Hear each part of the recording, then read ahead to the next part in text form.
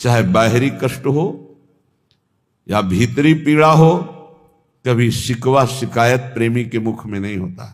वो प्रेमी नहीं होते, वो देह प्रेमी होते हैं, भोग प्रेमी होते हैं, जो प्रभु से याचना करते हैं। प्रेमी प्रभु से याचना नहीं करते। देखो ना, जो जाने ते कहे नहीं सहाय। सहना भी कई प्रकार का होता है। एक होता है आप ईश्वर हो, आप जैसा सहाओगे सहना पड़ेगा।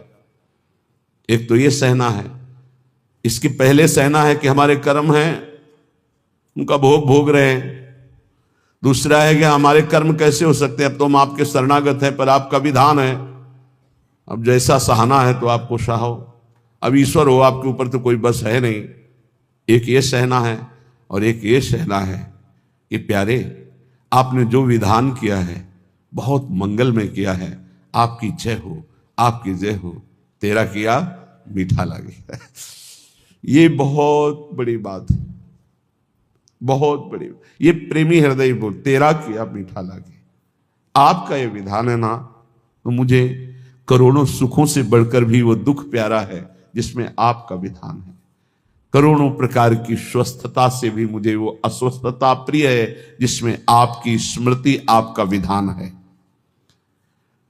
वो शीतलता हमारे किसी कार्य की नहीं जिसमें आपका विस्मरण हो जाए, हमारे हृदय में दाह पैदा हो जाए। वो दाह हमारे लिए कोटि शीतलता से बढ़कर है जिसमें आपकी याद, आपकी स्मृति, आपका विधान दिखाई दे। सहाय सराह सराह, सुना था कल महामहिम पूज्य श्री अर्जुन देव जी की वाणी। वाह गुरु का किया बड़ा मधुर होता है, बड़ा मधुर लग रहा है, तेरा किया मीठा लागे। और कैसा भयानक कष्ट शरीर में, कैसी प्रताड़ना दी जा रही थी, वो बड़े प्रेम से मुस्कुराते हुए से सर, ये है प्रेमी का हृदय, दूसरे की सामर्थ्य नहीं। ठाकुर हरिदास जी को 22 बाजारों में बाहरी शरीर को पीड़ा पहुंचाई जा रही, कोड़े मारकर हरि बोल के सिवा कुछ नहीं निकला, एक बार भी आह नहीं कहा। बलिहारी है इन महापुरुषों के चरणों में। प्रहलाद जी को भीषण यातना दी गई, एक बार भी शिकायत नहीं की हरि से। मीरा जी को कितनी यातना दी गई, विष पिलाया गया, एक बार भी गिरधर से कहीं शिकायत पद में नहीं मिलेगी, आपने मुझे बहुत कष्ट दिया, ऐसा कभी नहीं कहा। क्यों? सहाय सराह सराह, जय हो, आपकी जय हो प्यारे, आपके विधान की जय हो। आप बड़े मंगलमय हो, बड़े सुखदाता हो। ये दुख जो है महान सुख देने वाला है। जी तो ही ऐसी चाहिए सब ही की सहिले, घट घट में प्रभु रमि रहो उत्तर का को देहि। ऐ भक्त हृदय, प्रेमी हृदय, तुझे ऐसा चाहिए कि तुझे सबकी सह लेना चाहिए, किसी को उत्तर मत दो। कोई तुम्हें गाली दे रहा है, निंदा कर रहा है, अपमान कर रहा है, चुपचाप सह जाओ। क्यों? घट घट में मेरा प्रभु रमा हुआ है, वही मुझे पुष्ट करने के लिए ये अपमान, ये निरादर, ये निंदा आदि की लीलाएं कर रहा है। शांत भाव से सह जाओ, आप महान बन जाओगे। महान वही हुआ जो सह गया, जो सह नहीं गया वही टूट गया, वही विषयी हो जाता है। जी तो ही ऐसी चाहिए सब ही की सहिले, घट घट में प्रभु रमि रहो उत्तर का को दे। कितना सहूं, कितना सहूं, कब तक सहूं? तो बोले एक बार तो मरना ही है ना, मृत्यु तो एक बार आएगी ना, मरने तक सह लो। देखो, तन छुट बेलो हद है सहिले मन धरि धीर। अरे धैर्यवान उपासक, बहुत से बहुत शरीर ही छूट जाएगा, वो तो एक बार छोड़ना ही है, दो बार तो नहीं छोड़ना, और वो अपने नियत समय पे छूटेगा। चुपचाप सह लो। जैसा लिखा है ऐसा महापुरुषों के जीवन में पाया गया। तन छुट बेलो हद है सहिले मन धरि धीर, क्यों इतनी ममता करे कोटिन छाड़े शरीर।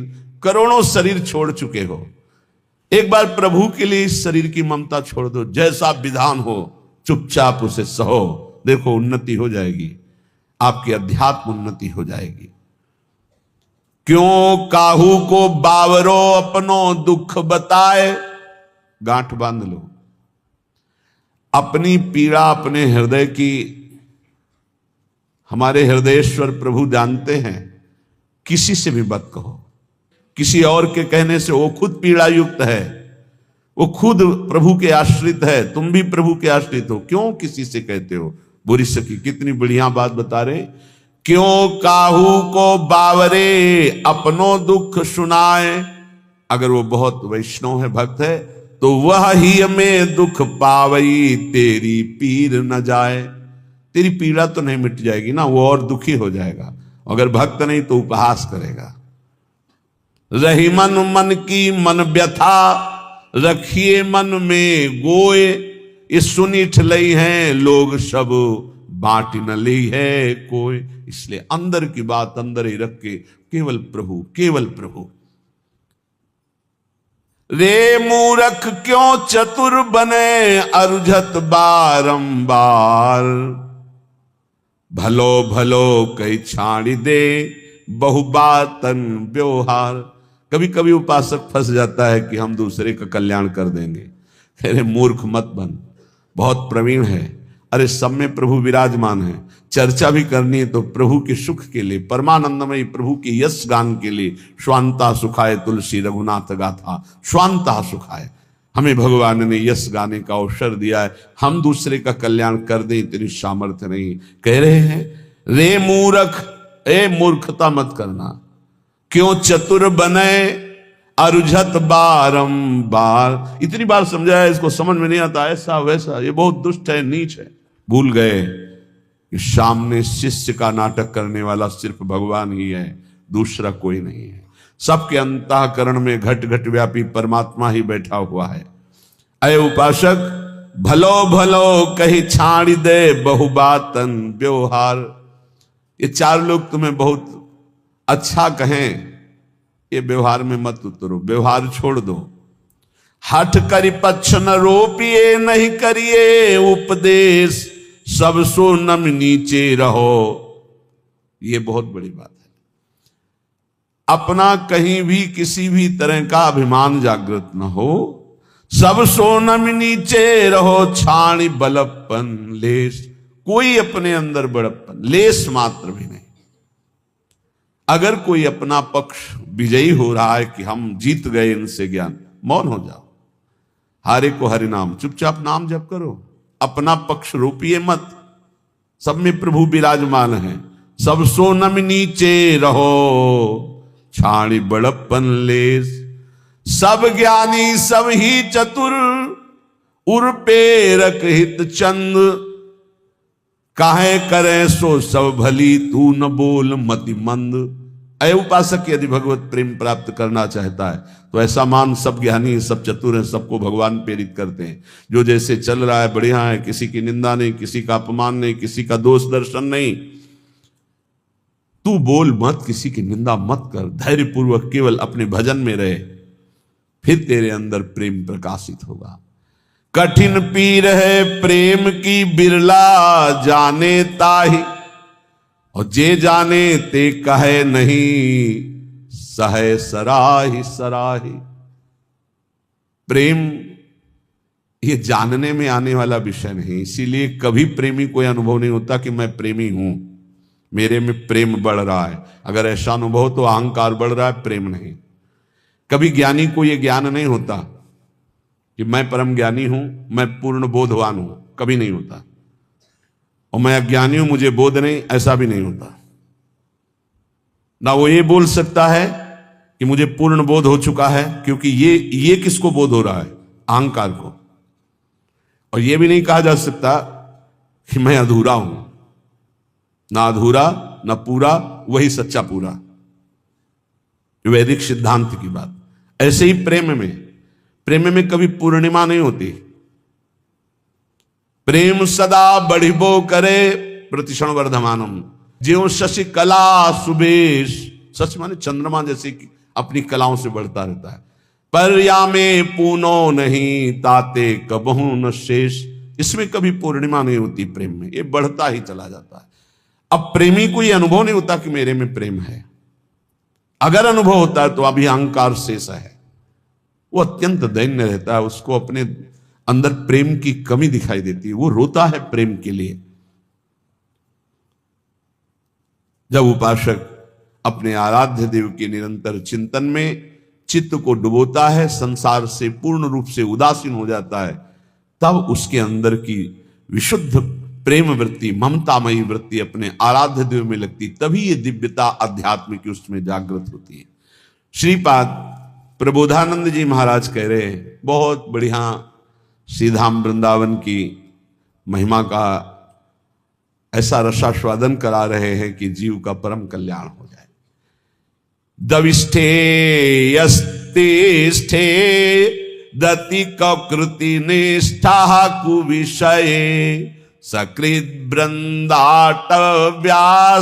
तृणकमपि वंदेत सुकृति सतत प्राणस्योच्छृंखल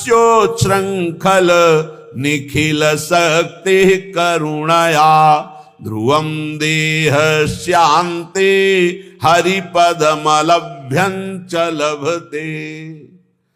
ध्रुवम सत्य, देह शांति, शरीर पूरा होने के बाद हरिपद मलभ्यंच लभते, अलभ्य लाभ हरिपद परम पद की उससे प्राप्ति होती शरीर छूटने के बाद। किसको? बोले दविष्ठे यस्तिष्ठे दति कुकृति निष्ठा कुविषये।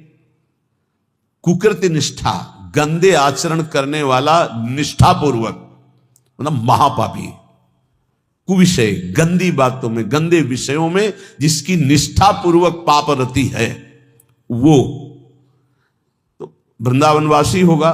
बोले नहीं, दविष्ठे यस्तिष्ठे, दविष्ठ दूर देश में रहने वाला, घोर पापाचरण करने वाला, कुकृति निष्ठा, निष्ठापूर्वक कुकृति गंदा आचरण करने वाला, जैसे इस समय आराधना, इस समय आराधना, उसका जीवन ही ऐसा है, गंदे आचरणों का निष्ठापूर्वक आचरण करना, तो महापापी। दूर देश में रहता है, महापापाचरण करता है, पर संयोगवशात सुकृति जनों के संग में वो एक बार वृंदावन आ गया। संयोगवशात उसकी दोस्ती किसी ऐसे से हो गई, चलो यार एक बार वृंदावन चल, नहीं हमें कोई मत, हमारे साथ चलो, पैसा हम लगाएंगे, आपको खवाएंगे पियाएंगे, घुमा के ले आएंगे, यार चलो ना। अब वो चल पड़ा। सुकृति, किसी पुण्यवान के प्रभाव से वो वृंदावन आ गया। उसकी कोई रुचि नहीं, कोई श्रद्धा नहीं, कोई निष्ठा नहीं। सकृत, एक बार वृंदाटव्यास तृणकमपि वंदेत सुकृति। अब उसने चलो बिहारी जी के दर्शन करे आवे, अब उसके साथ गया। जैसे यहां कई ऐसे दर्शन में आते हैं सुबह कि वो स्वयं नहीं आए, उनकी कोई श्रद्धा नहीं, उनको लाया गया है। जैसे किसी श्रद्धालु गृहस्थ की गाड़ी का वो ड्राइवर है, या कोई ऐसे घर का कोई सदस्य है, सब चल रहे हैं, तू भी चल, तो उसकी चेष्टा दिखाई देती है कि ये श्रद्धा से नहीं आया, इसे जबरदस्ती लाया गया है।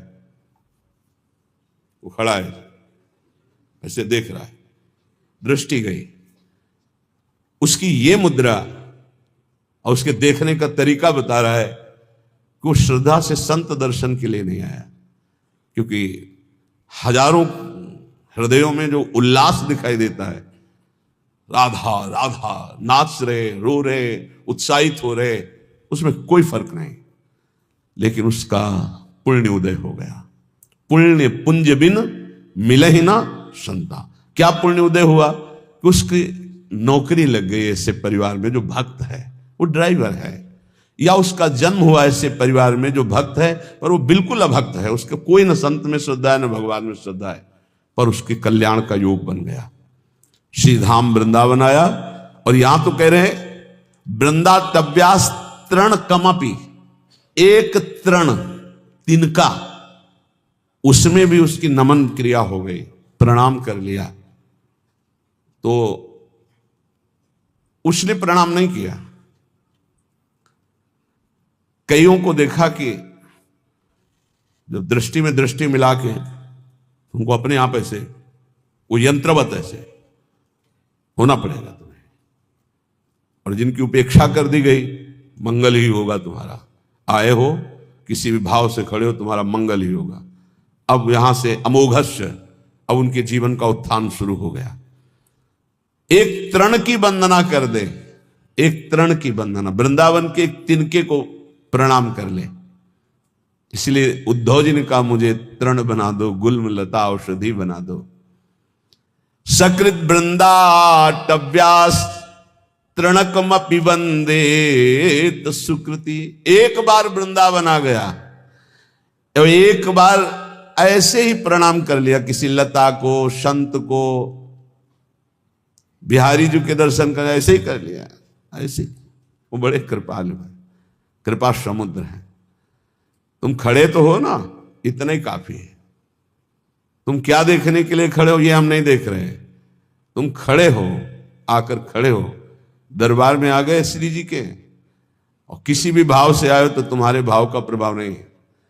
यहां सत्तारणीकृत स्वभाव उनके स्वभाव का, तुम्हारे भाव का नहीं। वृंदावन ही प्रभाव सुन अपनो ही गुण देत, अपना प्रभाव करेगा वृंदावन। ये अगर इस श्लोक सुनने को मिल जाए तो हमारी प्रार्थना है, जहां जहां तक कान में शब्द जाए। यहां जो बैठे हैं उनके तो भाग्य की क्या सराहना, लेकिन जिन्होंने कभी वृंदावन दर्शन नहीं किया, एक बार जरूर आ जाना, एक बार जरूर दर्शन कर जाना प्रभु के। इस धाम में एक बार जरूर घूम जाना, यहाँ की हवा लग जाए तो तुम्हारी संसार की हवा जितनी है वो तुम्हारी दुर्गति नहीं कर पाएगी। ये श्लोक मतलब अहोभाग्य जो महापुरुषों ने धाम की ऐसी महिमा को देखा और वर्णन किया। कह रहे दविष्ठे बाहर दूर देश में रहता है, यस्तिष्ठे दति कुकृत निष्ठा कुविषये, गंदे आचरणों की निष्ठा पूर्वक पापाचरण करता है। और सकृत एक बार किसी सुकृति जन के संग वृंदावन आ गया और वंदे तृणकमपि, एक तृण की, लता की, बिहारी जू की, संत की, ब्रज किसी की भी वंदना कर दी, प्रणाम कर दिया, तो बोले सतत प्राणस्योच श्रृंखल निखिल सकते करुणया ध्रुवम देहस्यांते हरिपदमलभ्यंच लभते। जिनका वृंदावन है वो बहुत करुणामयी है, और अखिल शक्ति संपन्न भगवान उनके चरणों में झुके हुए हैं। हमारी लाडली जू बोले वो अपनी कृपा करती हैं इस धाम में आने वाले के ऊपर। तो तत्प्राणस्योच श्रृंखल, जिस समय उसके प्राण निकलेंगे तो ध्रुवम, ध्रुव माने परम सत्य, देहस्यांते, देह छूटने के बाद हरिपद मलभ्यंच लभते, वो हरिपद को प्राप्त हो जाएगा, फिर आप वृंदावन वासी हो। तभी हम कई बार कहा है कि अगर 100-200 बार मोक्ष मुक्ति होती तो आराम से हो जाती, अपने पास इतनी रकम है। नहीं राधाना एक हरिपद कमल अभ्यंच लभते, अलभ्य लाभ, उसे हरिपद की प्राप्ति हो जाएगी। घोर पापी यदि एक बार वृंदावन आ जाए, और हमें इस बात पर विश्वास करना चाहिए कि भगवान का नाम, भगवान के रूप, भगवान की लीला, भगवान का धाम ये बड़े महिमामय है। अजामिल जीवन भर पाप किया, अपने बेटे के बहाने उच्चारण किया नारायण, तो परम पद मिल गया ना। ये तो धाम है। यहाँ की रज एक बार लग गई, एक बार प्रणाम कर लिया फिर वो चला गया। तो निष्ठा पूर्वक पाप करने वाला जब शरीर छोड़ेगा तो सातत प्राणस्योच श्रृंखल निखिल सकते, निखिल शक्तियों के स्वामी भगवान श्री हरि, जिनके अधीन जाके अधीन सदा सांवरो, वो करुणया, वो करुणा की मूर्ति लाडली जू कि एक बार वृंदा सखी ने देखा कि धाम की सीमा में प्रवेश हुआ, मेरी लाडली जू का एक कृपा पात्र हो गया। तो अब वो कहीं भी जाके जब शरीर छूटेगा तत्प्राणस्योच श्रृंखल, तो करुणया, श्री जी की करुणा से उसका शरीर जब अंत में होगा तो हरिपद मलभ्यंच लभते, अलभ्य लाभ, उसे भगवत प्राप्ति हो जाएगी। कई बार कहा है आप लोगों से कि निश्चिंत रहो, आपका पास बन गया है, आपका पास बन चुका है। क्यों? बोले हमारे माई श्यामा जू को राजी हमारा पास है, हम वृंदावन, प्राण वृंदावन सर। एक बार प्रणाम की बात कही, हमारा तो जीवन वृंदावन है। कुबेराणाम कोटिर हसति धन संपत्ति भी रहो। वृंदावन जब कृपा करके संपत्ति देता है तो कुबेर का उपहास करने वाली संपत्ति होती है वृंदावन वासी के पास। कुबेर के पास पांच भौतिक माइक संपत्ति है, लेकिन वृंदावन वासी को प्रिया प्रीतम की प्राप्ति होती है, दंपति संपत्ति पाइए। बोले कुबेराणाम कोटिर हसति धन संपत्ति भी रहो।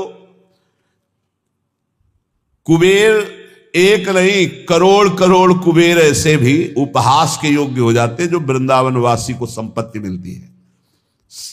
जैसे आप अपने मकान को अपना मानते हैं, संपत्ति को अपना मानते हैं, ऐसे पूरे निकुंज को सहचरी अपना मानते हैं।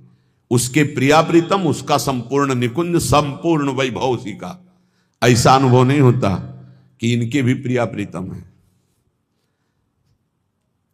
अब वो अंतर की बात शायद पकड़ पाओ कि ना पकड़ पाओ। एक ही मन है निकुंज में, दूसरा नहीं है। एक ही मन है, अनंत सहचरियां एक मन, एक ही वृत्ति है। जैसे एक सहचरी पान की बीड़ी पवा रही प्रिया प्रीतम को, तो हर सहचरी का मन उस समय पान की बीड़ी ही पवा रहा है। एक सहचरी आनंद मगन होकर प्रिया प्रीतम को गान सुना रही, तो हर सहचरियों का मन गान में, मतलब वहां दो मन नहीं है।